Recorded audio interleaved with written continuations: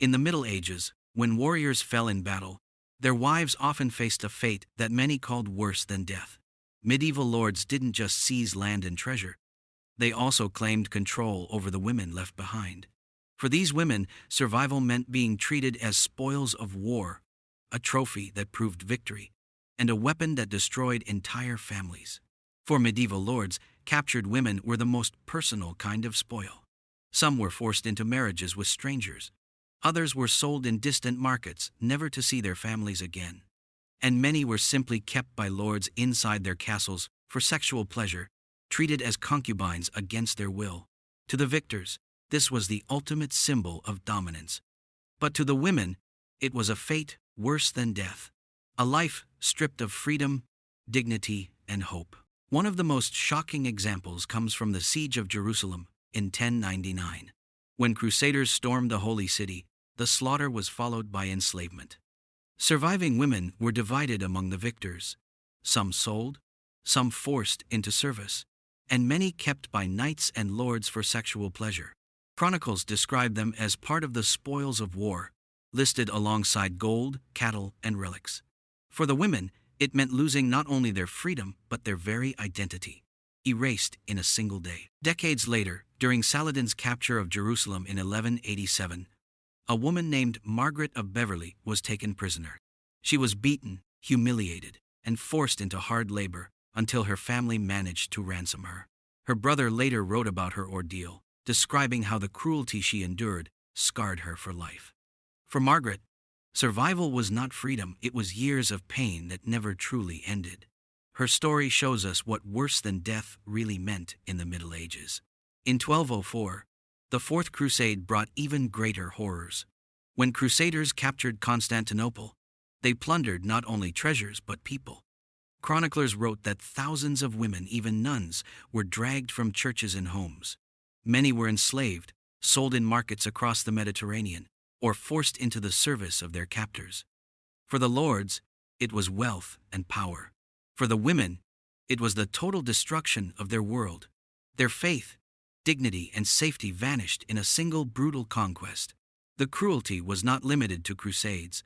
In the 14th century, after the fall of Bulgaria, Dorothea of Bulgaria was taken with her mother and sister as hostages to the Hungarian court.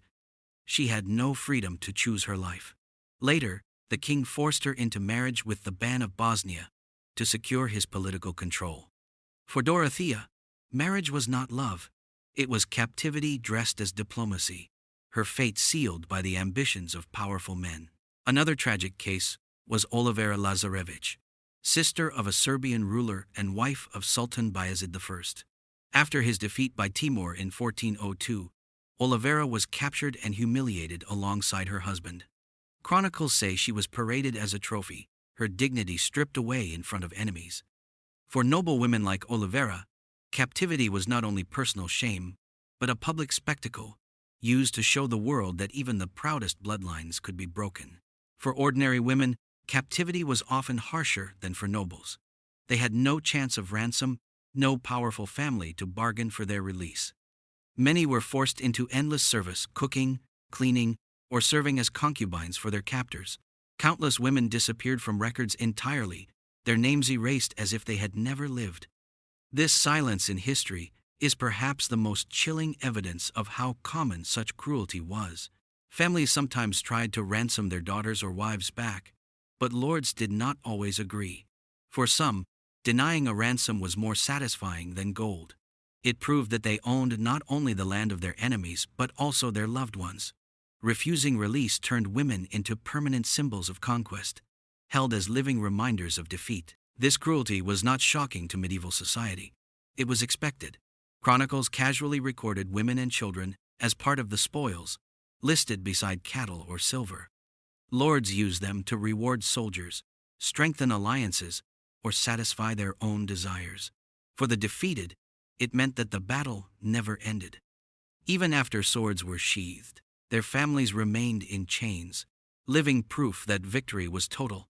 The fear of captivity haunted women across the Middle Ages. Some noble ladies carried poison or daggers, prepared to end their lives rather than be taken. Chroniclers tell of mothers begging their own kin to kill them quickly before enemies arrived.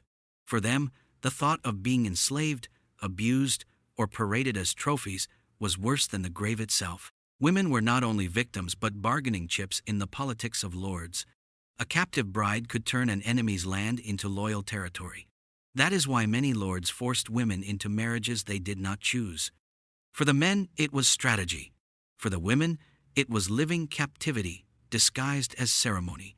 A union that erased their past and bound them to their conquerors forever. Even the church, which preached mercy, often turned away. Priests performed these forced marriages, blessing them as holy, even when the bride was unwilling. By doing so, they gave the conqueror's cruelty the appearance of divine approval. For the women, it was betrayal from the very faith they trusted for protection. Ordinary women fared even worse. While nobles could be ransomed or used in alliances, poor women were treated as property with no value beyond labor or abuse. Many were forced into slavery, serving their captors until death. Their stories were rarely recorded, leaving only silence where countless lives once were. Yet even in such darkness, some women resisted. A few escaped captivity by disguising themselves as peasants or sneaking out at night. Chronicles record rare acts of defiance that showed not every spirit was broken. These glimpses of courage remind us that even in the harshest times, the will to fight for freedom never fully disappeared. Most chronicles spoke only of kings, knights, and battles. The voices of captured women were rarely written down. Yet in the margins of history, their suffering is clear. They were the hidden cost of conquest, the silent foundation on which lords built their power. To understand the Middle Ages fully, we must look beyond the heroes and remember those who had no voice. We like to imagine the Middle Ages as a time of honor and chivalry, but reality was far harsher. For every knight in shining armor, there were women forced into servitude. For every castle built in triumph, there were families broken in silence. The cruelty of lords against defeated women was not an exception. It was part of the system. The ruins of castles still stand today, silent witnesses to these forgotten stories. Behind every stone wall and crumbled tower lies the memory of women who lived through captivity, humiliation, and loss.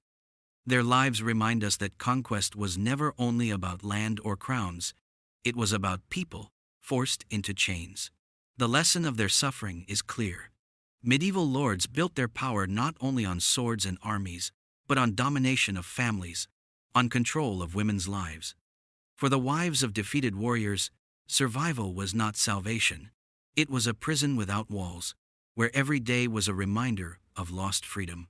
So, when we think of medieval lords, we should not only see noble rulers or fearless warriors. We must also remember the women who were taken, silenced, and forgotten. For them, survival often was worse than death.